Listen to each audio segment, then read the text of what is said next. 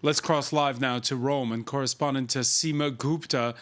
Seema, he was officially nominated earlier in the day by the president. Now come the consultations with political parties. What's the latest?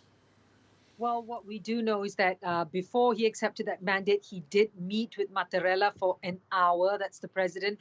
So clearly getting all that perspective there. And then he did meet with members of the Senate and the lower house in terms of those in charge, but also met for over an hour with the caretaker Prime Minister Giuseppe Conte. So clearly important discussions that he's having and he's going to continue to have because, of course, even for him, even for Super Mario, as he's dubbed, it is a numbers game. We'll have to see whether he can get the support from all the different political factions. Now, the five-star movement has already made it clear that they don't support a technical government led by Mario Draghi. They want a political solution. They don't like the idea of a technocrat government. And then you have the opposition, the right-wing leader of the League Party, Matteo Salvini, saying that they want elections, but they're open to the idea of meeting with Mario Draghi to see what his suggestions and proposals are. So really what Mario Draghi has before himself right now is the hard task of trying to create this government of national unity to bring these different factions and to get those numbers both in the Senate as well as in the lower house of parliament in order to get votes of confidence is true, and then he can continue to deal with those very issues that he talked about, the pandemic, as well as the economic crisis that Italy's facing.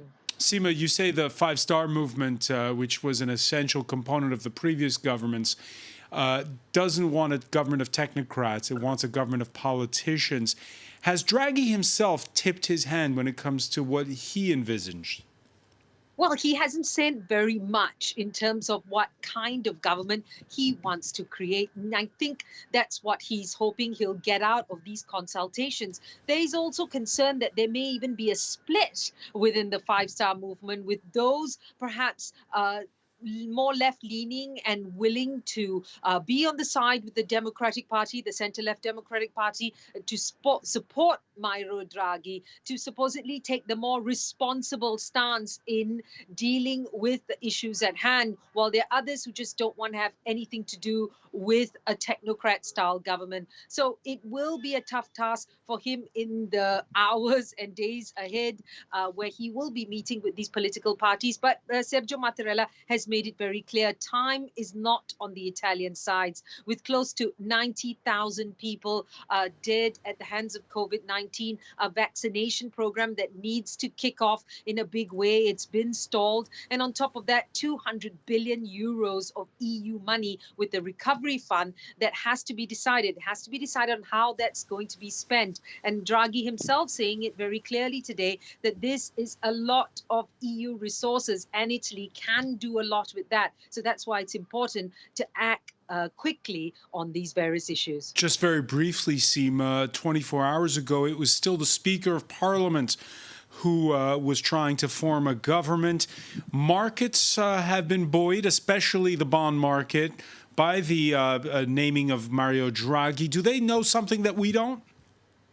Well, Mario Draghi is an international figure. He's a known figure, especially in the financial world. Let's not forget, he's 73. He's MIT-trained economist. He used to, at one point, work at Goldman Sachs. He was a vice president there. And then he led the Italian Central Bank before eventually going on to the ECB, the European Central Bank, where he led from 2011 all the way till 2019. And at the time he was there when Europe was dealing with that debt crisis, he made those famous words of doing whatever it takes to deal with the situation to save the euro. Now we'll have to see whether he's going to do whatever it takes to save the Italian economy and Italians dealing with this pandemic. Seema Gupta reporting live from Rome. Many thanks.